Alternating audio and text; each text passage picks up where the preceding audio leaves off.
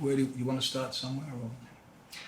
Well, first, just introduce yourself as the author, what has led you to this time, and what you're doing, and then we'll take off with the questions later. Sure. Yeah, I've been having sex since I was 4. My sex act was, my first sex act I was engaged in was to watch my father put bread and water in my mother's vagina, and I was engaged in an oral act. They talk about the impact on a child, and that's true. It does it, but it's not the impact that is necessarily felt as a child because you're incredibly resilient. It's when you wake up 30 years later and you realize what was done to you, and that your life is in total disarray because of it, and it all tracks back to a series of events and things that were done to you, not by you. It's not the breaking of the life as young because it is, it's having to deal with the consequences of it in adulthood.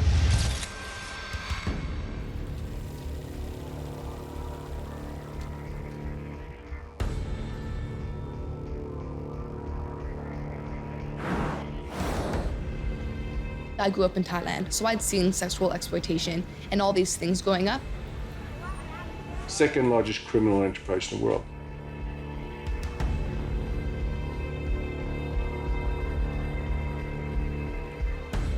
It takes a lot to shock me, we'll say it that way.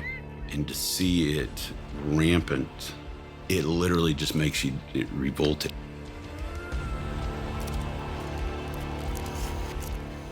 I think she got aroused watching him beat me, and he got aroused, watching her engage me sexually.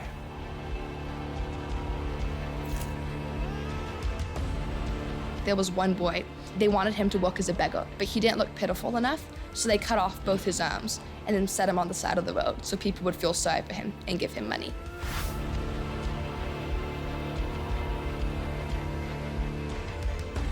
That's when I decided that I wanted to fight human trafficking. If you take a young boy of 12 and he is anally raped by 30 or 40 men, and then he is made to kill his mother by inserting barbed wire in a vagina repeatedly, somewhere in that process his soul is broken.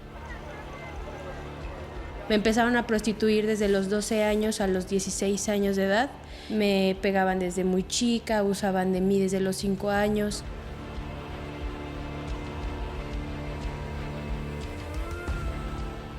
And I think that is the real legacy of child sexual abuse and the horrendous thing which is sexual trafficking.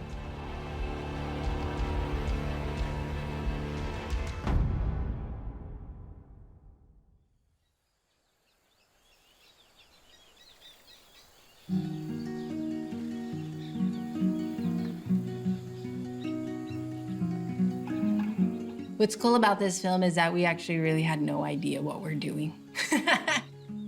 We were just moved by a vision. We were just moved by the movement. We were just moved by, the idea that we can possibly make a difference and an impact and raise awareness and inspire the youth to take action. This is a nonprofit film. I'm a monk, and so there's no personal gain for me or for our center. The gain is impact, reach, awareness. People can possibly change. And so during the research phase, searching for people to interview, it was a scary process. Well, at least for me, I think the others were good with, sending an email. But, for me to approach these organizations and high-level people and, nonprofits like UNICEF, it's kind of intimidating. I introduced myself like, hey, I'm a nun, I'm a US veteran, and I'm directing this film to help raise awareness on sex trafficking by inspiring the youth movement. And all of them were just like, yes, it's all about the youth, let's do this.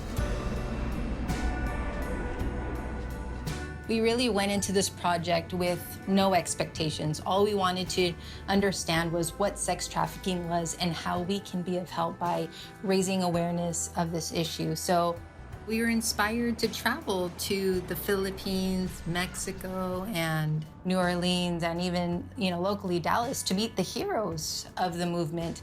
But it turns out, what we were initially looking for was completely different. We just wanted to know what sex trafficking was, and we thought it was pretty straightforward.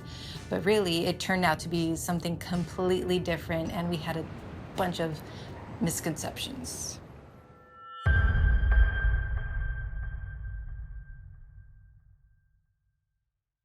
A lot of us, we think that ended 200 years ago with the Emancipation Proclamation, and absolutely did not. A recent work by Joseph Miller called The Problem of Slavery as History encouraged historians and others to talk less about slavery and more about slaving. When we use the word slavery, we're conjuring an institution that most people associate with chattel slavery, with the transatlantic slave trade, these kinds of things. And that institution did, in fact, die in the United States. But if we look at slaving, that is the ways of maintaining unfreedom, commodifying the body, all of the practices that really make up the constitutive experience of what it means to be enslaved, then slaving certainly doesn't stop. It maintains, it morphs, and it continues. Look, I mean, it's a tough sell to a lot of people because, it's a subject matter that a lot of people don't want to deal with. It's just kind of uncomfortable.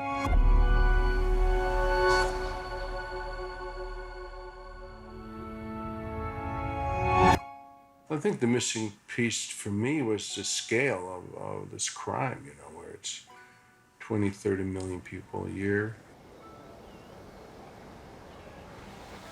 I've been working in this field for almost 25 years already.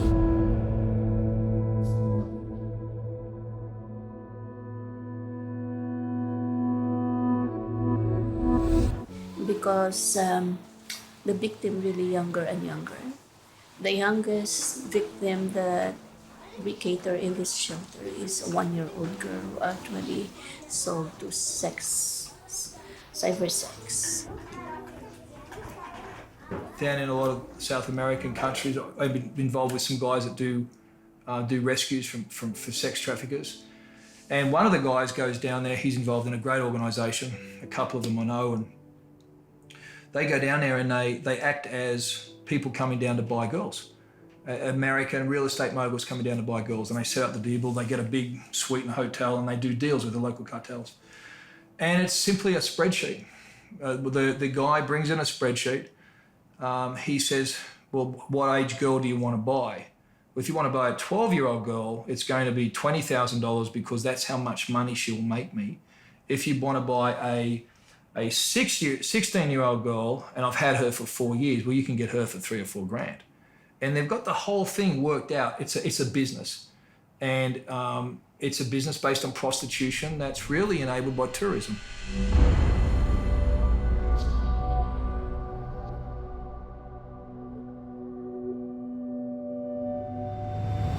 I've got some great friends involved in recovery on that end, and they do a fantastic job. But those guys will tell you, because of the level of depravity they see, for every 10 girls they rescue, they're leaving hundreds, if not thousands behind. That next week, another American tourist, male or female, is going to be down there demanding to buy children for sex.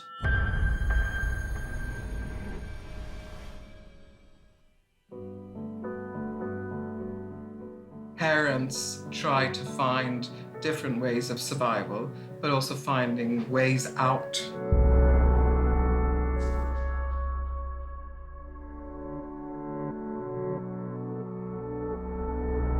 For their children, I think unfortunately, many parents do sell their children cold-heartedly, but many parents are also fooled into believing that these children are moving on to a better future, if you like.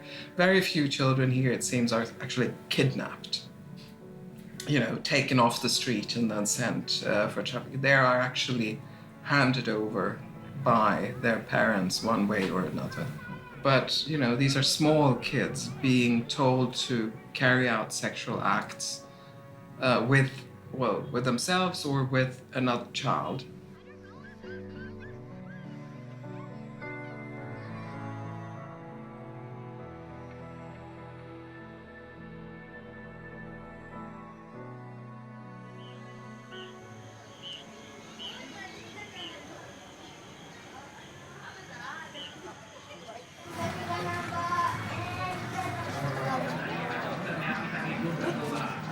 These boys, a lot of them were from upcountry Thailand, where they didn't even speak mainstream Thai. They spoke different dialects, or they'd come from Cambodia, Laos, Myanmar, Malaysia, different countries, and they'd just be taken, the traffickers, they'd go to their hometowns and they'd tell the parents, listen, you can't afford to feed your kids. We can give your kid a job in Bangkok. He'll work in a restaurant, he'll wash dishes, he'll make, maybe 5,000 baht a month. We'll send some of that money back to you. And these parents, they don't have a choice. They can't feed their kids. So they send them, and then of course these kids, they don't work in restaurants. They're either sexually exploited as male prostitutes for gay men in Thailand, or they're put on the streets as beggars, or they're even made to steal. So those are the sort of situations that these boys are coming out of. And they're so young, some as young as 4 years old. 4 to 16 was the ages at this school.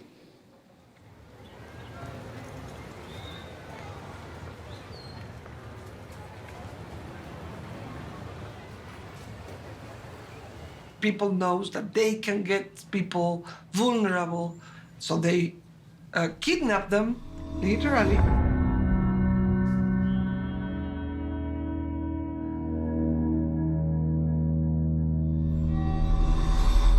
And they took them by force to work in fields or in sexual exploitation.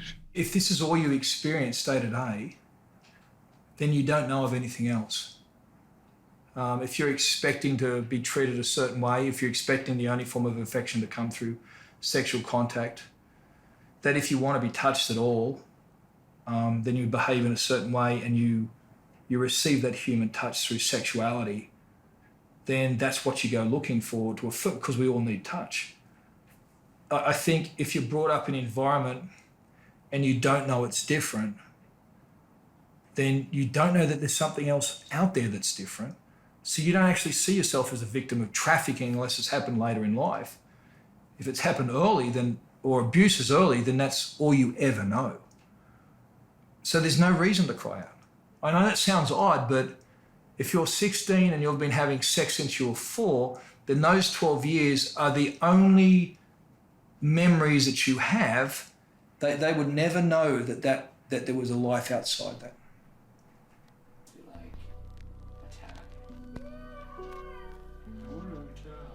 The most hurtful, most traumatic experience a child could have of both physical and sexual abuse happens in the home by their own parents.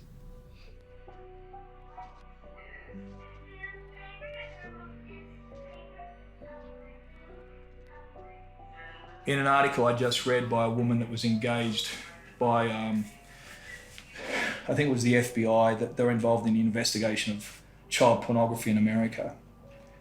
She was encouraged by a friend to turn the volume down on the videos when she watched it, and she decided not to.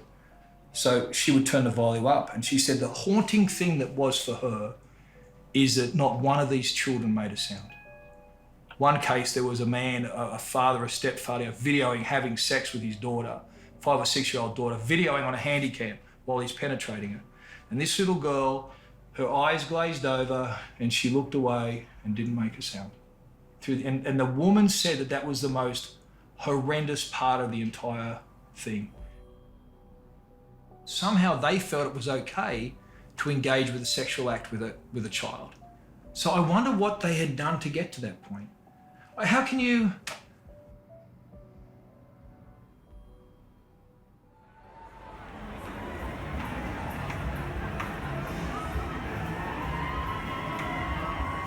One of the things that we know is that most women who end up trafficked were severely abused, either sexually or physically, when they were children. We now know that early trauma affects the brain. And we also know that if your brain is suffering from trauma, you will become a vulnerable teenager. And that is when young women are recruited into sex trafficking.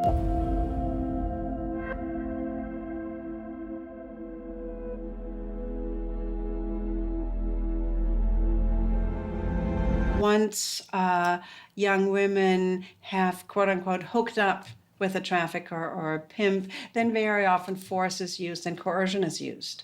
And that is what makes it into sex trafficking. So you might be lured into the arms of someone, of a potential boyfriend who turns out to be a pimp, by the promise of, oh, we're going to be staying in hotels, we're going to be, we're going to go to discos, we're going to do drugs, you're going to have great clothes. And that then very quickly becomes something quite different.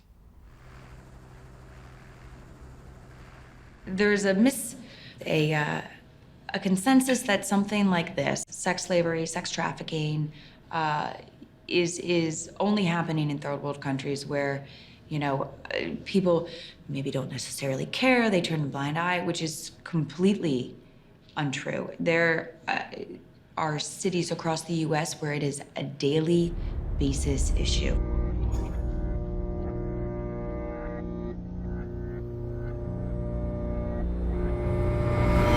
Living in Los Angeles, it is one of the main hubs. A lot of towns along the border of Mexico, it's very easy to get girls and put them right into Mexico and then move them wherever they need to go.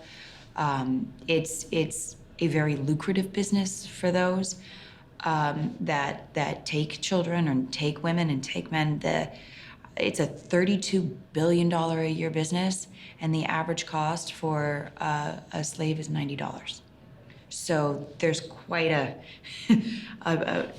uneven balance there monetarily, and the U.S. is one of the top countries where these slaves come from. I find this all the time, right? That people say, this is a problem outside of Houston, this is a problem outside of Texas, outside of the United States. This is a much bigger problem than what you might imagine it to be.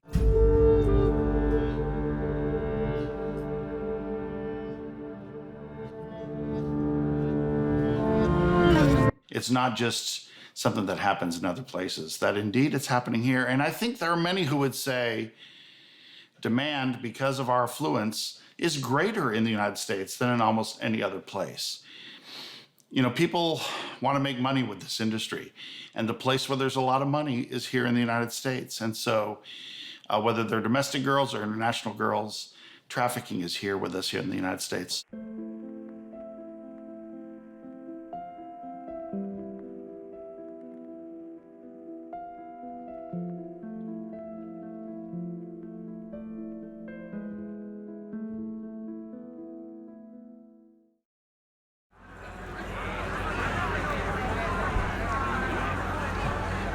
Of course, I was getting stares from a bunch of people while walking in the red light district. Like, I'm wearing white, so it's definitely like I wasn't going undercover or anything.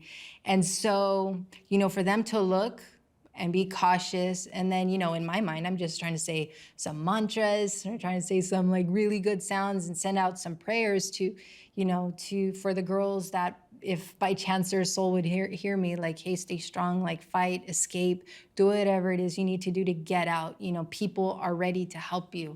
And all I could do was send those thoughts as I'm walking down the strip.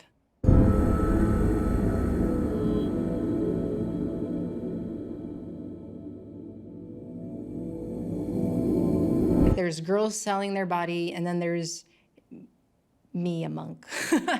It was definitely an interesting experience because, they're curious, like, what are you doing there?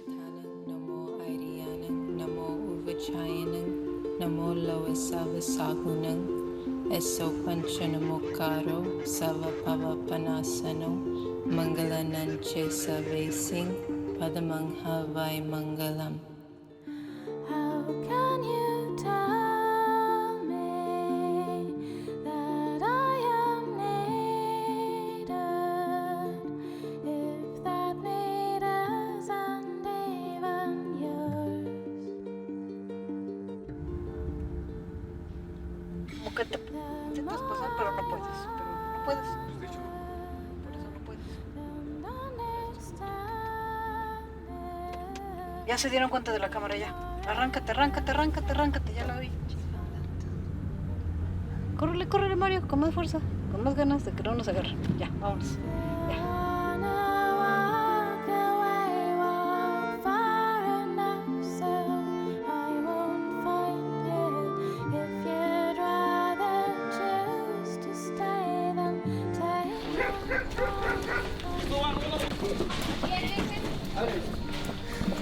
Oiga.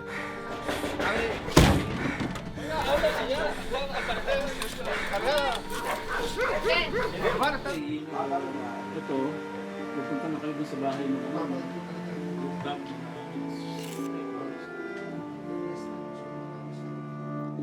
I tell myself that it doesn't matter, that it's of no concern to me.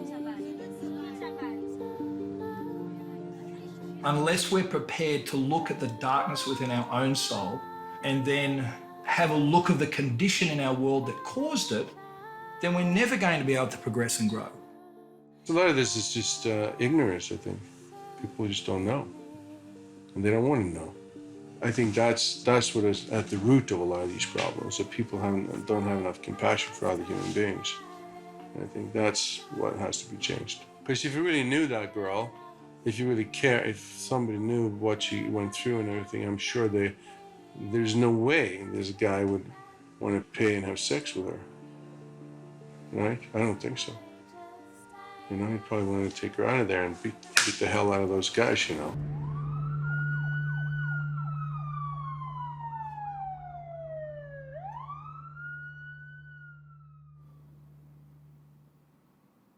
In order for us to address the issue of sexual trafficking, it's not just a matter of rescuing girls that have been kidnapped or boys that have been kidnapped. At some point, you have to ask the question, what has happened to us that we actually crave and desire that? What happens to us as men and women that's what satisfies us and makes us feel complete in a very intimate way?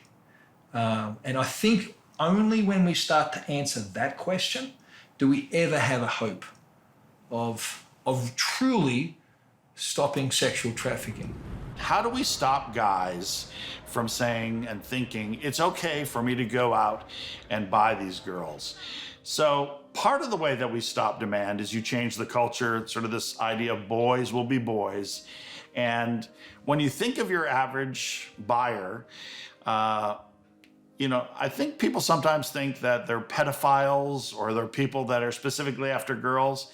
But I think what we see more than anything is that these are men who want young women. And they don't know whether they're 15 or 21, but they want these young women. And it becomes very easy for them.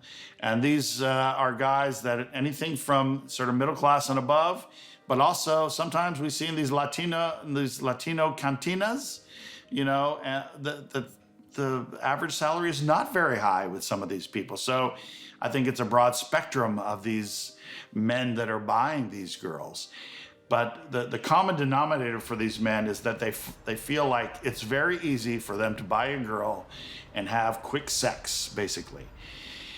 And so we're seeing this time and time again that if we're going to end demand, it's all about making it scarier, making it harder, and sort of eliminate a culture where it's okay to do this. You know, it's always a gamble. Is it worth a gamble to go online and buy this girl when you might be arrested? Most men would say it's not worth a gamble. But when you live in a city where if you gamble, you always win, and when you gamble, you're never going to be arrested, a place like Houston, you're going to go gamble more often. You're going to buy sex more often if you feel like there are no repercussions to you buying young women. Unfortunately, some people just, to them, ignorance is bliss, and they don't want to know because it's tough stuff to know. It doesn't leave you. And so, you know, they would rather just go on about their merry day. And sadly, that's very prevalent in you know, just in general. People don't want to know the reality of what's going on, you know, behind closed doors and in their communities and across the nation and all over the world. It's a hard thing to talk about. Problem with sex trafficking, the problem with sex, the problem with child sexual abuse for boys and girls is that it's all taboo. Can't talk about it.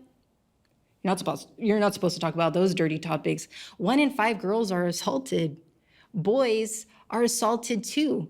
And especially with the way society treats men, men can't even express themselves. They just hold their stuff in. And sometimes in crazy cases, the victims become the victimizers, and you'll hear that story. And so we have to think bigger. We have to raise our voice to say it's not okay. Enough is enough.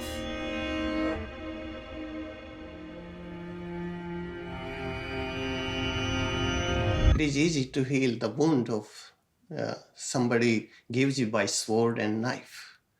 But this wound, sex trafficking wound, is like a cancer. It is like a termite. This termite eating them 24 hours, moment to moment. At the Center of Hope, there were 43 girls. And I just heard from the director yesterday, now there's 50. The numbers shouldn't be increasing, they should be decreasing. I think that social media and technology is really sort of the driver in terms of this explosive growth that we're seeing. A lot of things that are trending with the new technology are webcams, cyber sex trafficking. Guys are making money, girls are making money from putting children in front of a webcam. And there's these perverted people around the world that are like, yep, I want to watch a little Asian kid. There's no profile of white, black, Latino, or Asian who's buying this because it's happening all across the board. And sometimes it's, guys that you would think, they should really be spending this money on their family, but they're taking this money and they're spending it on a woman. I think there are lots of examples of guys that sort of have become addicted to this, that this is something they do a lot. And you see this through some of the review sites where it's the same guys that are doing this. It's sort of become a hobby or something with them. But you see plenty of other guys that do it, once or twice a year. You see guys who do it on vacation. But I think when we're talking about some of these Texas cities, though, it's not happening because people are doing vacations or business trips. It's happening because it's easy. When it's personalized, when you encounter a survivor's narrative, it's emotionally impactful. But what do we do with that emotional reaction? One of the things that I find that a lot of American students react is they immediately want violence, in a way. There's something about the way our culture works that the solution to every problem is some sort of military intervention or some sort of law enforcement crackdown. It's some sort of use of violence. So what I try to show students is that the ways in which these interventions often exacerbate problems of trafficking, and we've got to look at the more structural issues of poverty if we want to actually make a difference. Poverty and trauma and drug addiction create opportunities that are being exploited by traffickers. Some women are snatched on the street. I don't want to discount that narrative, but it is not what happens to 99% of women who end up being trafficked. I see a lot of panhandling as a form of human trafficking, and we see that all over the world. Those who are weakest, and women included, become targets for traffickers. There's a line in Fight Club. Edward Norton goes loose on a blonde-haired, short-haired kid in the film, and the protagonist, Brad Pitt, his alter ego says, "Why did you do that?" He says, "I just wanted to destroy something beautiful." And unfortunately, there's a group of people in our society that take great joy in destroying something beautiful. And there's nothing more beautiful than a smile of a little boy or a little girl.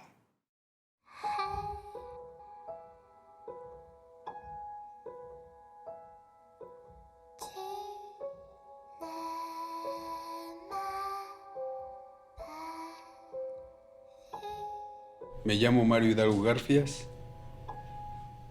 Mi edad, 37 años de edad. Estuve 12 años recluido. Estuve por el delito de trata de personas. Me crié entre la basura.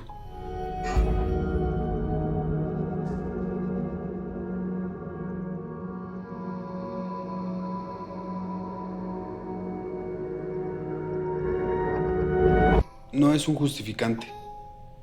Antes de ser victimario fue víctima. Sí sufrí abuso sexual. Y lo intentaban todos los días. Todos los días, todos los días.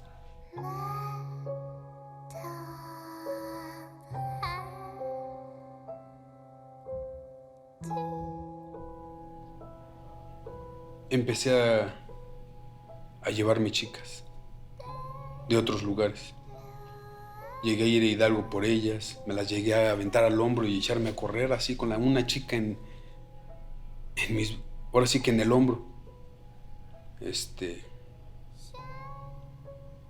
Empecé a secuestrar.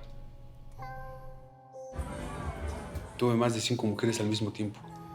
Empecé a involucrar a mis hermanos y su trabajo era recoger a las chicas y llevarlas a trabajar, recogerlas de mi casa, llevarlas a trabajar, recogerlas del trabajo y llevarlas a mi casa. Las chicas me tenían miedo. Yo no sentía tristeza, si lloraban, no me importaba. Para mí era dinero. Yo le podría decir de dónde viene la raíz de todo eso. Y en mi caso fue la educación que yo recibí. La familia, la mala familia de la que yo vengo. Me arrepiento de todo el daño que causé. Hice mucho daño. No me gustaría especificarle, pero si algo me arrepiento de verdad es porque todo el daño que le puede hacer a una persona queda grabado para toda su vida. De eso me arrepiento, de haber lastimado a alguien.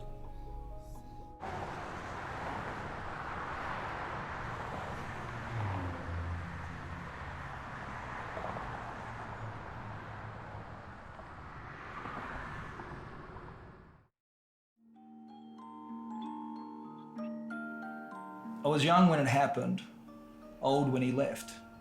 He came when it rained. He said, lie still, hold still. I'll do it, don't struggle, no one will know. But they can all tell, they see it, they know it. I'm defiled, soiled, smeared like excrement on a sacred altar.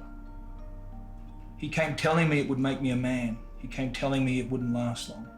He came telling me it wouldn't hurt. Then why does it still ache? Why does it never stop? I lie awake pretending to sleep, hating the nights, dreading the dreams. Puddles in the corner of my soul, fearing the rain, longing for sunshine.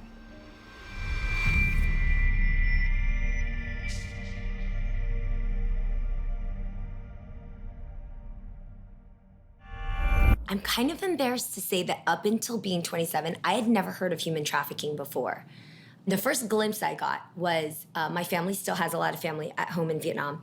In Vietnam, like your neighbor could be your cousin, so I've got like the cousins, right? On Facebook, I would see like the cousins, you know, like I would send pictures. I would send them clothing. They would send me pictures of themselves styling up the clothing. It was really cool and everything.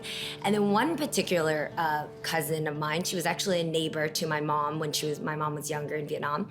She started styling the clothing very promiscuously. And so I picked up on it, and the next time I traveled to Vietnam, I started to hang out with her a little bit more. So I said, you know, where do you hang out? You know, show me, you know, where you'd go. And she'd take me to these coffee shops where, like, right off the bat, what I noticed was a lot of really sexy dressed young women and a lot of American guys. Found out that she was working there. She was tending to the men there. And later, when I asked her why she worked there, she said that it was a deal made by her uncle and that she couldn't get out of it. She was so afraid to tell me all of this because of what her uncle could do. So I looked into it and I realized that this is the thing that's called sex trafficking, and that there's so many different angles to it. Like, that's just one story. I met girls that were, let's see, from 9 to 13, who had sexual encounters with, on average, about 20 to 25 men a night. I also met women who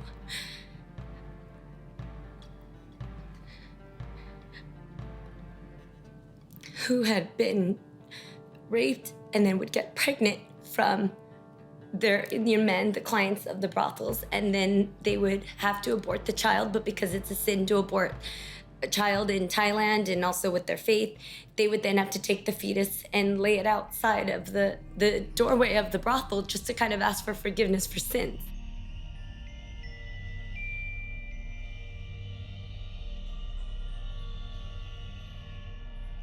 I met young girls in shelters in Vietnam who had scars all up and down their arms just to mark who they belonged to.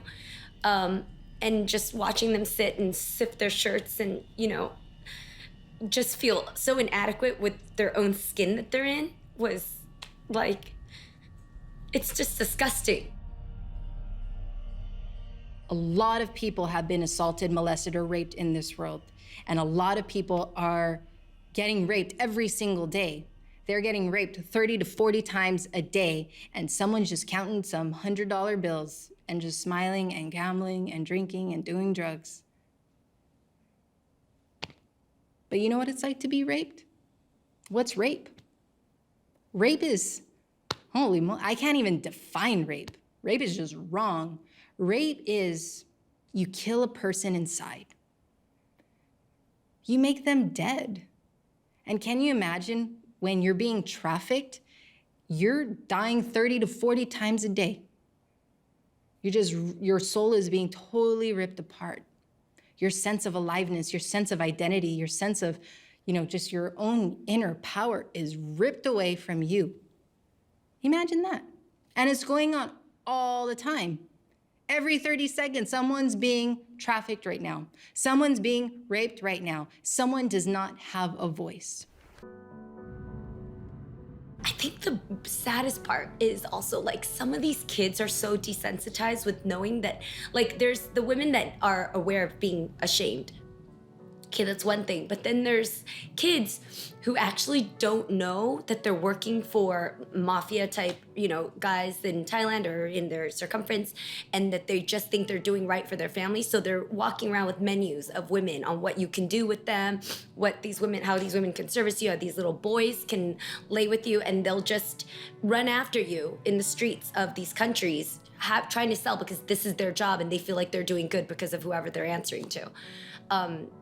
I would see grown men jump right into cabs with little boys, sitting on their lap. I've seen men play with little boys. It's like, it takes everything to not go and just want to claw these people's faces out, but that's not the answer, Like, going in on one disgusting person is not going to save the bigger issue. So,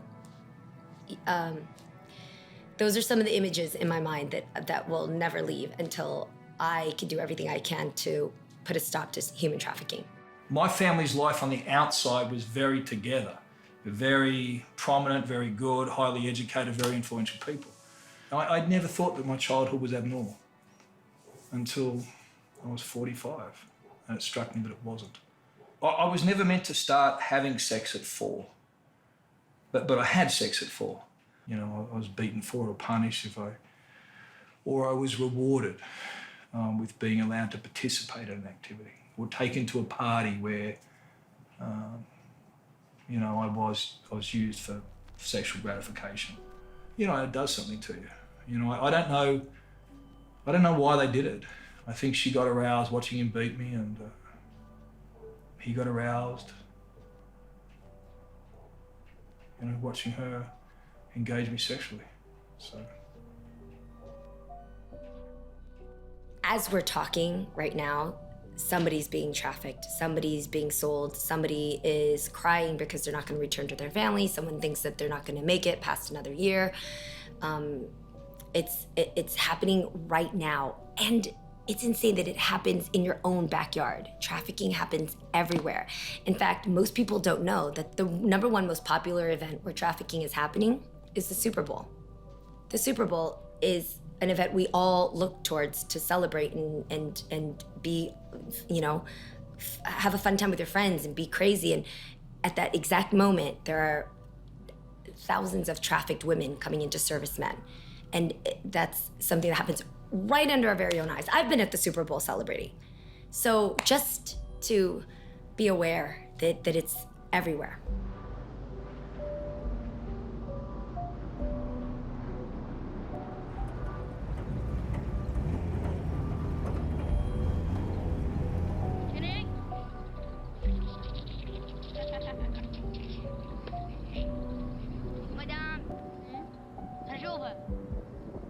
girls are for procreation and boys are for pleasure.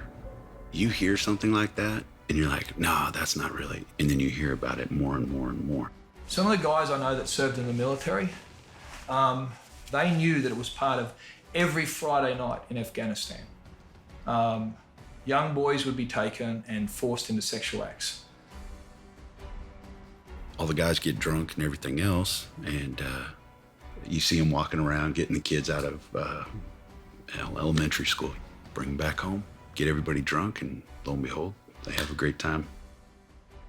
It wasn't just that they were used, the sex trafficking thing, it was that the sex was used as a tool to brutalize them and totally break them down and deprave them.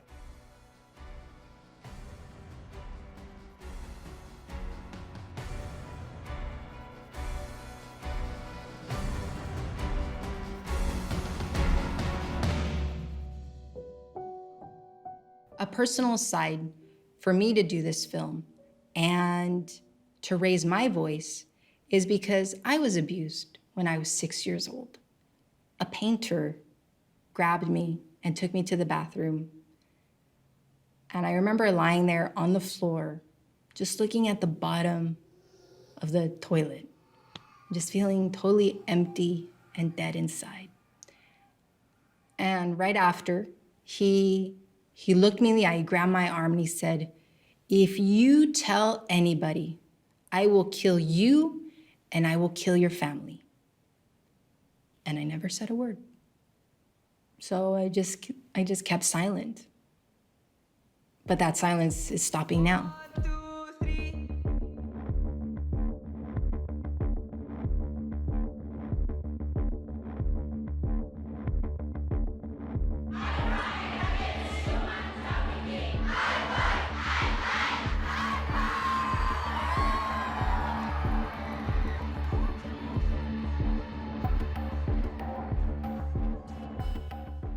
The power of the people. When you see a lot of violence in this world, you're moved by it. And I believe if you have a heart, you want to do something about it. You can't live your life living in violence. You don't want your children to live in any kind of violence. So you want to do something about it. There are activists on the line, putting their life on the line to save these girls, to save these boys, and we don't hear their stories. And so I think as a movement, we get inspired by other people's stories. So this way we have some kind of idea of, what's going on. We wanted to hear the ups, the downs, what keeps them going, what are the challenges, what's, everybody tries to be perfect in this world and they try to act as if they have it together, but they don't, and to know the struggle, to know their why, to know why they didn't quit, to know that this is what a survivor had to do or believe in order to escape, or through a social movement, we can bring about change. And if we focus on the movement behind sex trafficking, behind human trafficking, then I believe as a world, we can end this.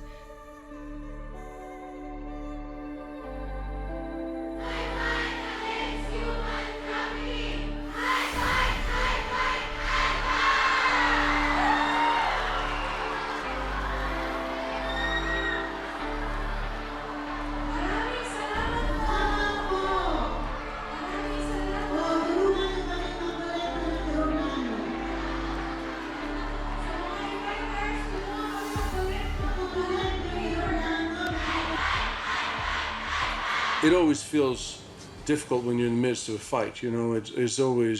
It's hard when you can't see the light at the end of the tunnel, where you just gotta keep moving forward and be positive, and I think we can do it. It is a very old issue. 2,600 years ago, there was an extraordinary person on this earth in India. His name was Tirthankar Mahavir. He saw this torturing, this pain, or this suffering. So he found a person. Her name was Chandana. And together they raised this issue in the society. think he saved almost over 30,000 sex slave ladies. And not only that, he saved it. He also initiated them to be on the spiritual path. That's what he was teaching, the spiritual path through non-violence. Real non-violence is if you save them, not only give them shelter, you raise their status high. I think when we think about specific things that we can do, within our community to stop, I think the idea of talking about this and letting people know that it's not just an international issue, that it's a domestic issue as well, I think that's important in terms of growing this awareness. And letting people know where trafficking is happening and putting pressure on public officials to change laws. There are plenty of examples of good laws, so you could find laws and you could bring them to your public officials and say, this needs to stop. I don't know if we have any laws that actually protect women from human trafficking. I know that we have plenty of laws that punish women for human trafficking. What I am beginning to see happen is legislation that is being passed that protects minors from trafficking. They very often become exempt from crimes they might have committed, in the act of being trafficked. To what extent, however, those laws are enforced is a different question. I think also in changing the culture of, I think we've all known young women who think, well, guys who go to strip clubs, it's just what guys do. But I think guys and young women alike need to be saying, it's not what real guys do. It's not what good guys do, because this is part of the problem. This is all part of the web. And when we do one of these things, we're contributing to this web of human trafficking. As long as we see women as commodities that can be bought and sold, we will pay a price for sex.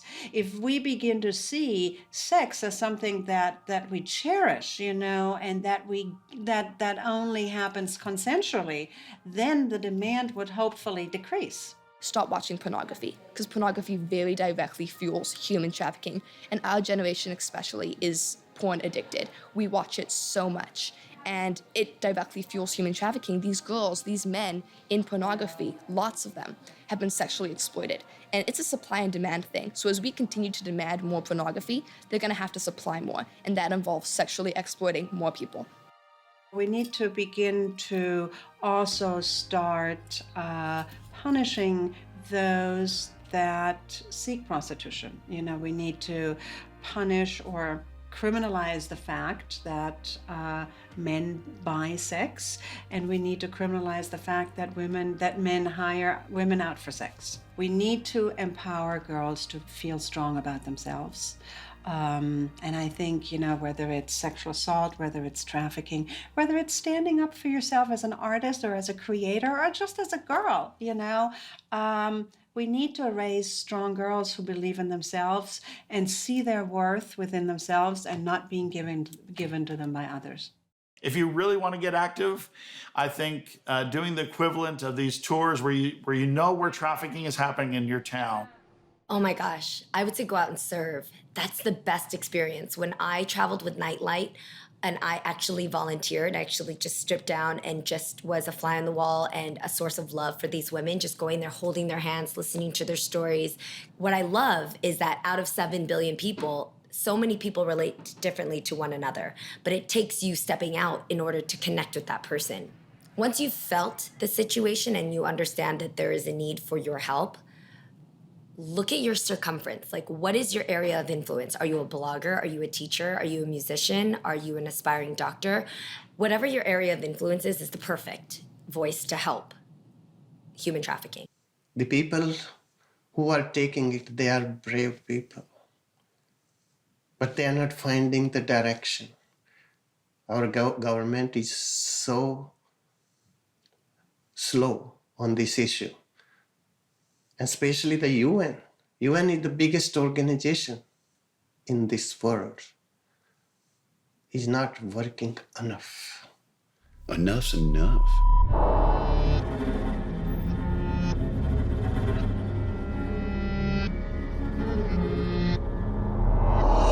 this quote unquote taboo subject that's out there, how do we turn around and make it where it's brought out into the light? And how do we make our leaders, the decision makers, turn around and put people like myself, people, other agencies, use some of those resources to turn around and go after some of these folks. I think if there's this sense of outcry that this stuff just isn't acceptable, then it can be that Gandhi march, it can be that Martin Luther King Jr., it can be that soft walk in love of protest as opposed to the Malcolm X extremists. I think we're at a really opportune moment in history to make a difference around these issues because, as your film, I'm sure, will show, people all over the world are becoming aware of the problem and want to make a change, want to make a difference. That strength in the end can move mountains. I can tell you that the true life is when we discover our purpose in life and we open our arms, we open our hands, and we really want to give our life to others.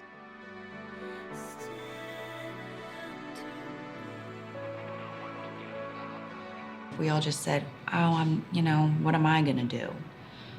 Nothing would ever happen. Nothing would ever get done. There were plenty of people who were affected by something, touched by something, and said, you know what, I'm gonna talk about it. And because of that, change happens. Strength in numbers. Like if you organize human beings and you have one cause, you can influence the world, influence society. But if you got 20 guys running around on their own doing something, as opposed to getting together and organizing, that's a big difference.